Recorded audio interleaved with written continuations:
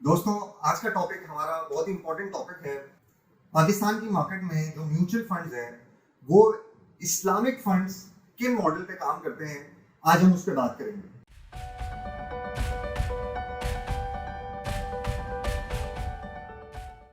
अस्सलाम वालेकुम दोस्तों, क्या हाल है। मैं हूं उमर खुर्रम, एक और नई वीडियो में आपकी खिदमत में हाजिर हैं।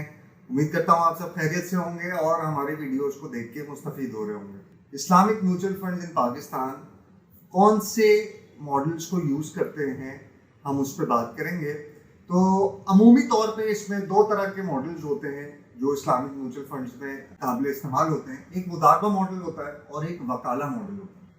ये दो मोड्स हैं, दो मॉडल्स हैं जो इस्लामिक फाइनेंस में म्यूचुअल फंड्स को चलाने के लिए, कारआमद बनाने के लिए इस्तेमाल किए जाते हैं।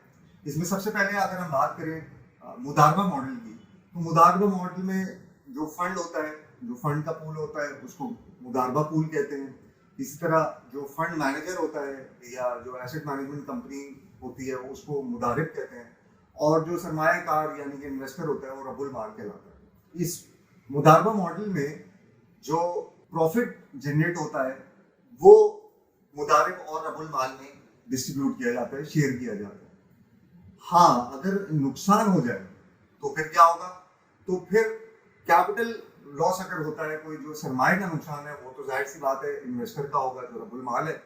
लेकिन फंड मैनेजर जो मुदारिब है उसको कोई नफा नहीं मिलेगा। यानी कि उसकी जो भी आप कह सकते हैं कि जितनी भी उसने एफर्ट्स की, उसने अपनी टेक्निकलिटीज को, अपनी स्किल्स को यूज़ किया उस पूल को मुनाफा बख्श बनाने के लिए, और वो नहीं बन पाया तो उसका ये सारा टाइम एफर्ट्स वेस्ट हो जाएगा, जबकि जो इन्वेस्टर था उसका कैपिटल लॉस होगा। लेकिन अगर यही मुनाफा हो जाएगा तो दोनों पार्टियों में उसका जो शेयर है, और वो शेयर कुछ भी हो सकता है, वो पहले से तयशुदा हो सकता है, 50-50 भी हो सकता है, 60-40 भी हो सकता है, 70-30 भी हो सकता है, और वो उसके अकॉर्डिंगली डिस्ट्रीब्यूट हो जाए।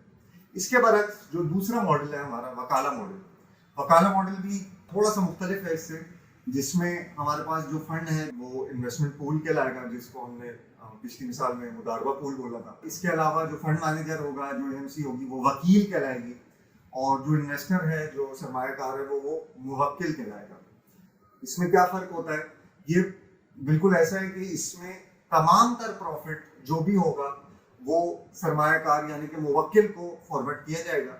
उसमें जो वकील है, जो फंड मैनेजर है, जो एमसी है, उसको प्रॉफिट में से कोई हिस्सा नहीं मिलेगा। तो मुवक्किल को तो प्रॉफिट मिल गया, फंड मैनेजर को क्या मिलेगा? फंड मैनेजर को उसके अगेंस्ट में उसकी फीस मिलेगी। अब चाहे प्रॉफिट जितना भी हो, 2% हो, 200% हो या नहीं हो, उसको उसकी फीस मिलेगी। ये बिल्कुल ऐसे ही है जैसे हमने एक लॉयर हायर किया अपने किसी कोर्ट केस के लिए या कोर्ट में किसी अर्जी के लिए, और वो केस हमारे फेवर में फैसला आया या नहीं आया, लेकिन हमने अपने वकील की फीस भरनी। तो ये बिल्कुल ऐसे ही। अच्छा जी, अगर नुकसान हो जाए तो क्या होगा? तो नुकसान होने की सूरत में जाहिर सी बात है जिसका सरमाया है उसका कैपिटल लॉस होगा और उसको कोई प्रॉफिट भी नहीं मिला। लेकिन फंड मैनेजर को उसमें भी कोई लॉस नहीं होगा और उसमें उसको उसकी अपनी फीस तब भी मिलेगी। और ये वो वकाला मॉडल जो है ये कारआमद होता है म्यूचुअल फंड्स में भी। और इंश्योरेंस, जो तकाफुल प्लान्स होते हैं हमारी इंडस्ट्री में, जो इस्लामिक तकाफुल प्लान्स हैं, इस्लामिक फाइनेंस के तहत जो इंश्योरेंस दी जाती है, ये उसमें भी राइज है। तो हमारी जो पाकिस्तान की म्यूचुअल फंड की मार्केट है वो मोस्टली वकाला मॉडल पे बेस करती है कि वो उसमें जितना भी फंड मैनेजमेंट हो रहा है म्यूचुअल फंड्स के हवाले से वो वकाला मॉडल को फॉलो करता है। इसकी थोड़ी सी वजाहत में बात कर लेते हैं। ये एक डेलीगेशन राइट होता है जो एक शख्स दूसरे शख्स को देता है एक बिजनेस एक्टिविटी के दौरान।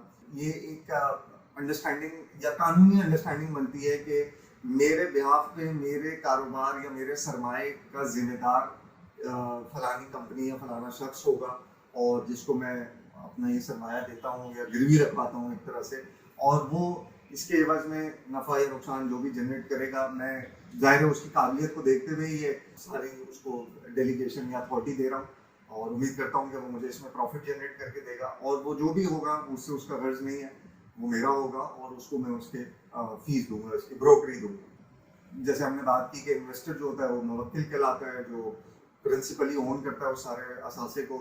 जो फंड मैनेजर होता है, जो वकील कहलाएगा, वो ऑथराइज पर्सन होगा उसमें फंड को, उस एक्टिविटी को ऑथराइज और सुपरवाइज और मैनेज करने के लिए, गवर्न करने के लिए, और इसी तरह वकील के अपने चार्जेस होंगे जो वो मुवक्किल से अपनी उस बिजनेस ट्रांजेक्शन और एक्टिविटी के ब्याज करें। तो दोस्तों, ये हमारा इस्लामिक म्यूचुअल फंड का मॉडल होता है जो पाकिस्तान में बहुत आम राइज है। उम्मीद करते हैं आपको ये समझ में आया होगा। इसको अपने हल्के अहबाब में शेयर करने से ना पीछे हटिए और हमारे चैनल को ज़रूर सब्सक्राइब करें ताकि इस तरह की आपको अपडेटेड मालूमात मिलती रहे। मुझे इजाज़त दीजिए, इंशाल्लाह अगली वीडियो में फिर हाजिर होंगे। अल्लाह हाफ़िज़।